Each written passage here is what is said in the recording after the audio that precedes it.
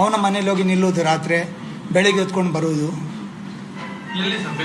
ಬೆಂಗಳೂರಿನಲ್ಲಿ Radhaiah, his name is Radhaiah, sorry Radhaiah, ಹುಡುಗ ರಾಧಯ್ಯ, ರಾಧಯ್ಯ, ರಾಧಾ ಅಲ್ಲ ರಾಧಯ್ಯ.